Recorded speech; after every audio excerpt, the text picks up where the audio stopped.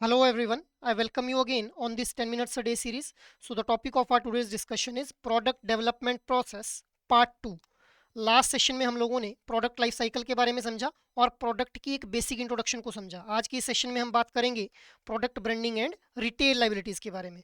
तो सबसे पहले बात करते हैं प्रोडक्ट लाइन एंड ब्रांडिंग के बारे में। तो देखिए, कुछ प्रोडक्ट्स ऐसे होते हैं जो कि सभी सेगमेंट के कस्टमर्स को जो है वो केटर करते हैं, जबकि मोस्टली डिफरेंट प्रोडक्ट्स जो होते हैं वो डिफरेंट कस्टमर सेगमेंट्स को जो है वो केटर करते हैं। अब ब्रांडिंग क्या होती है? ब्रांडिंग का मतलब है कि कस्टमर के माइंड में एक इमेज आनी चाहिए जब भी उसको नीड महसूस होती है आपके प्रोडक्ट के बारे में। So branding is the process to of making the customer identify the bank और द प्रोडक्ट। अब ये जो ब्रांडिंग है, ये दो तरह से हम लोग इसको देखते हैं, product branding and corporate branding. Product branding का मतलब क्या है कि कस्टमर के माइंड में आपका प्रोडक्ट रिकॉल होना चाहिए, और कॉर्पोरेट ब्रांडिंग का मतलब क्या है कि जब भी कस्टमर को नीड महसूस हो बैंकिंग की तो आपके बैंक का नाम उसको रिकॉल होना चाहिए। सो this is the difference between product and corporate branding. अब प्रोडक्ट क्लासिफिकेशन को देख लेते हैं। लास्ट सेशन में भी हम लोगों ने इसके बारे में बात किया था। Retail asset products, retail liability products और अदर प्रोडक्ट्स एंड सर्विसेज, तीन कैटेगरीज के अंदर हम लोगों ने प्रोडक्ट्स को डिवाइड किया था अपने रिटेल बैंकिंग के। रिटेल एसेट प्रोडक्ट्स के अंदर मेजरली लोन्स को हम लोग कंसीडर करते हैं। रिटेल लाइबिलिटी प्रोडक्ट्स का पार्ट बनते हैं कासा एंड टाइम डिपॉजिट्स। इसके अलावा अदर प्रोडक्ट्स एंड सर्विसेज वो प्रोडक्ट्स होते हैं जिनके थ्रू बैंक को जो है वो एक फी बेस्ड इनकम जनरेट होती है। अब इन्हीं को हम थोड़ा डिटेल में डिस्कस करेंगे। रिटेल लाइबिलिटी प्रोडक्ट्स को सबसे पहले देख लेते हैं। तो रिटेल लाइबिलिटी प्रोडक्ट्स के अंदर मेजरली हमारे demand deposits and time deposits जो है वो इनकर करते हैं। अब डिमांड डिपॉजिट्स के अंदर generally we consider CASA CASA deposits, जिसको हम बोल देते हैं करंट अकाउंट या फिर सेविंग्स अकाउंट। अब किसी भी बैंक के पास जितने ज़्यादा कासा डिपॉजिट्स होंगे उतना ज़्यादा वो बैंक जो है वो बेटर परफॉर्म करेगा। मतलब there is high profitability in the case of CASA deposits. अब ऐसा क्यों है? क्योंकि हम लोग जानते हैं कि सेविंग्स अकाउंट के ऊपर एक बैंक के द्वारा कम रेट ऑफ इंटरेस्ट ऑफर किया जाता है in comparison to time deposits, whether FD और आरडी। सो बैंक के जो प्रॉफिट मार्जिन हैं वो इंक्रीज हो जाते हैं अगर किसी भी बैंक के पास जो है वो कासा डिपॉजिट्स रहते हैं। अब बैंक विद 35% और one third CASA deposits is better place to perform itself. अब इन्हीं प्रोडक्ट्स को हम एक अलग पर्सपेक्टिव से समझेंगे। करंट अकाउंट्स की अगर मैं बात करूं तो इनको कोर और ऑगमेंटेड प्रोडक्ट्स दो कैटेगरीज के अंदर हम लोग डिवाइड कर रहे हैं। इसी तरह से सेविंग्स अकाउंट को भी इन्हीं दो भागों में कैटेगराइज किया जा रहा है। अब कोर और ऑगमेंटेड प्रोडक्ट्स को हम ऑलरेडी प्रोडक्ट लाइफ साइकिल के अंदर डिस्कस कर चुके हैं। कोर प्रोडक्ट्स जो होते हैं वो बेसिक फीचर्स के साथ आते हैं। जैसे करंट अकाउंट के अंदर बेसिक करंट अकाउंट के साथ साथ चेकबुक ऑफर की जाती है, which is the basic feature. अब इसी में अगर ऑगमेंटेड प्रोडक्ट ऑफर करना हो तो insurance product can be offered as well as fee remittance services can be offer to the customer. Savings account की अगर हम बात करें तो यहाँ पे बेसिक सेविंग अकाउंट के साथ चेकबुक और डेबिट कार्ड इशू किया जाता है। बट अगर ऑगमेंटेड प्रोडक्ट की अगर हम बात करें तो इंटरनेट और मोबाइल बैंकिंग, इसके अलावा स्वीप इन स्वीप आउट फैसिलिटी और इंश्योरेंस जैसे प्रोडक्ट्स जब ऑफर किए जाते हैं तो उसको हम लोग जो है वो ऑगमेंटेड प्रोडक्ट बोलते हैं। अब ये स्वीप इन और स्वीप आउट फैसिलिटी मैं पहले भी आप लोगों को बता चुका हूँ कि एक मिनिमम थ्रेश से ज़्यादा जब अमाउंट एक्सीड कर जाएगा इन योर सेविंग्स अकाउंट तो इस अमाउंट को जो है वो ट्रांसफर कर दिया जाएगा into your FD.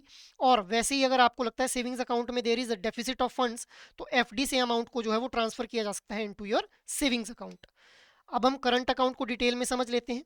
Current account का बेसिक पर्पस अगर हम देखें तो ये उन बिजनेसेस और ट्रेडिंग फर्म्स के लिए है जिनकी जो फ्रीक्वेंसी ऑफ ट्रांजैक्शंस हैं वो बहुत ज़्यादा रहती हैं। अब करंट अकाउंट के अंदर no interest rate is provided to the customers except with prior approval of RBI. So ये एक ऐसा फीचर है जो कि सेविंग्स अकाउंट से इस करंट अकाउंट को जो है वो डिफ्रेंशिएट करने में हेल्प कर रहा है। Cheques can be deposited by the customers in the case of current accounts. Next is there is no restriction on the number and amount of withdrawal. मतलब कि जैसे सेविंग्स अकाउंट के अंदर कितना अमाउंट निकालना है और कितनी बार निकाला जा सकता है इसके ऊपर रिस्ट्रिक्शंस लगाई जाती हैं।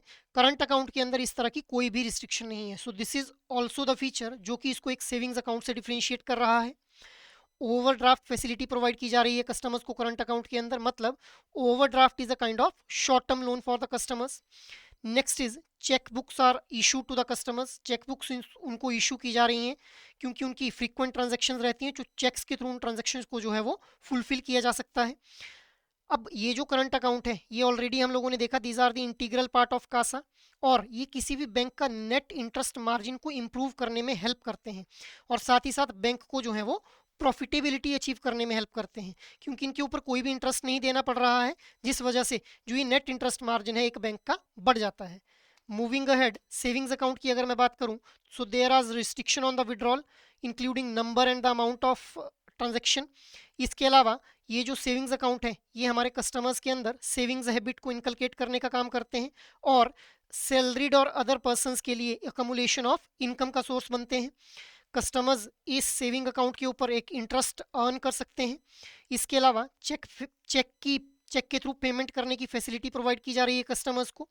इलेक्ट्रॉनिक फंड्स को ट्रांसफर करने की फैसिलिटी दी जा रही है with the help of NEFT and RTGS like services. Immediately funds को ट्रांसफर किया जा सकता है including ATM and UPI services. Passbook को जो है वो प्रोवाइड किया जाता है कस्टमर्स को, जिसके अंदर उनके द्वारा जो भी ट्रांजैक्शंस परफॉर्म की जाती हैं उनका एक रिकॉर्ड मेंटेन किया जाता है और ये जो पासबुक है इसको customer as a proof of identity use करते हैं। Next is bank can offer sweep facility. तो स्वीप फैसिलिटी के बारे में अभी मैंने आप लोगों को बताया। अब हम लोग जो है एक स्पेशल सेविंग अकाउंट की बात करते हैं, that is basic saving bank deposit account, जिसने रिप्लेस किया नो फ्रिल्स अकाउंट को इन द ईयर 2012। अब नो फ्रिल्स क्या है? फ्रिल्स का मतलब होता है ऐसी सर्विसेज जो अननेसेसरली बैंक के द्वारा प्रोवाइड की जाती हैं in the form of additional services, जिसके लिए बैंक से जो है वो कस्टमर्स से जो है वो चार्जेस डिडक्ट किए जाते हैं। अब ये जो basic saving bank deposit accounts थे इनको लाया गया for providing the normal banking services to all the customers. इनके अंदर किसी भी तरह की कोई मिनिमम बैलेंस रखने की कोई रिक्वायरमेंट नहीं होती है।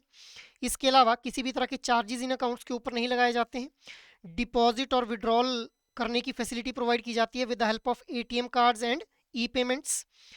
अब यहाँ पे अगर डिपॉजिट करना है तो there is no limit, but in case of withdrawal there is maximum limit that is 4 including ATM withdrawals.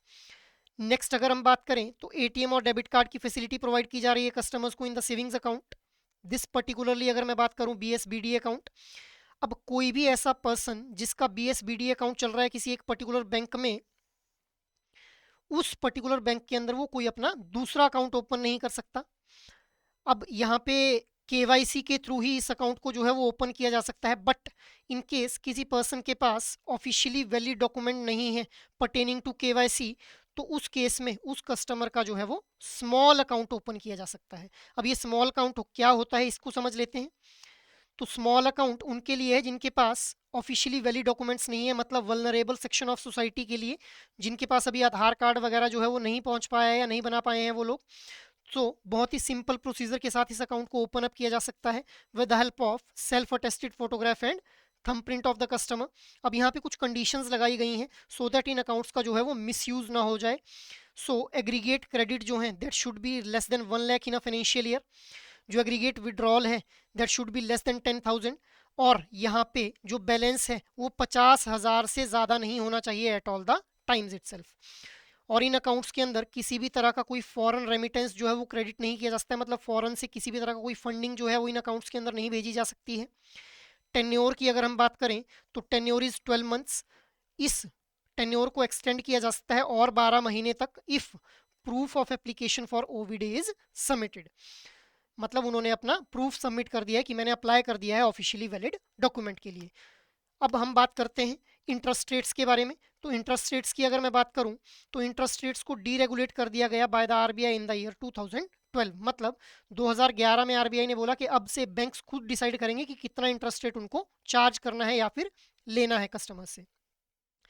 ये जो पॉलिसी, ये जो इंटरेस्ट रेट है this should be approved by the board of directors और the committee of the bank. और हाँ, यहाँ पे there should be uniformity in the rate across the branches, मतलब हर एक ब्रांच के ऊपर जो रेट ऑफ इंटरेस्ट है दैट शुड बी यूनिफॉर्म और same itself. Payment could be made quarterly और मंथली बेसिस। अब जो यूनिफॉर्म इंटरेस्ट रेट है वो फॉलो किया जाएगा till 1 lakh rupees end of the day balance. और अगर ये end of the day balance exceed कर जाता है, 1 लाख से ज़्यादा हो जाता है, तो in that case differential interest rate would be applied in those cases. So ये हमारा एक शॉर्ट डिस्कशन रहा। अब इसी डिस्कशन के बेसिस पे इस क्वेश्चन को आंसर करने की कोशिश कीजिए। Which of the following statements regarding savings account are correct? Your statements are: no frills saving account has been renamed as basic saving bank deposit account. Statement 2: small account can be opened only by giving PAN and Aadhaar as KYC documents. Your options are 1 only, 2 only, both 1 and 2, neither 1 nor 2. So try to answer out this question in your comment box. Last session में मैंने आप लोगों से question पूछा था, considering the product life cycle sales volume peaks in which among the following phases. Your options were introduction, growth, maturity and decline. So the right answer will be maturity itself. So this is all for today's discussion. अगर आप लोगों को ये session अच्छा लगा हो तो आप इस सेशन को लाइक, शेयर और सब्सक्राइब कर लीजिए. और अगर आप लोगों की कोई भी क्वेरी हो तो you can mail us on hello@edutap.co.in. जय हिंद.